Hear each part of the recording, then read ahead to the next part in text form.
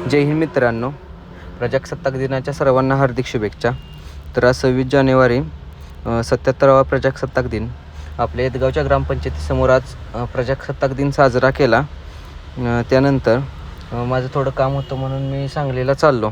गणपतीचं दर्शन घ्यायचं म्हणून आज गणपतीच्या मंदिरात आलो. तर खूप छान अशा प्रकारे मंदिर पण सजवलं होतं. त्यानंतर कृष्णामाईच्या काठावर गेलो. तर तिथं थोड्याच दिवसात कृष्णमाईचा उत्सव चालू होणार आहे. तर स्वामींचं दर्शन घेतलं. स्वामींचं पण मंदिर कृष्णमाईच्या काठावर खूप छान अशा स्वरूपात आहे. दर्शन घेऊन पुढं निघालो आम्ही चालत. तर तिथं पुढं बघतोय तर नवीन काय दिसतंय म्हणून पुढं जाऊन बघितलं. तर कृष्णमाईच्या काठावर उत्सवाची तयारी जोरात चालली होती.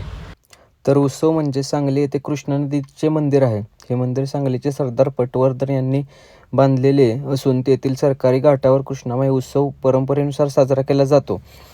तसेच नदीच्या दुसऱ्या बाजूला एक भव्य आणि दिव्य महादेवाचं एक मंदिर आहे, तेही तुम्ही बघू शकता. आणि हा सर्व परिसर सांगली जिल्ह्यातील तो कृष्णामाईच्या नदीकाठचा आहे. तरी कृष्णाई महोत्सव लवकरच सुरू होत आहे. तरी सर्वांनी अवश्य तिथे भेट द्या. कोणाला अजून काही माहिती हवी असेल तर कृष्णाई महोत्सव समिती संपर्क कार्यालयास अवश्य भेट द्या. धन्यवाद.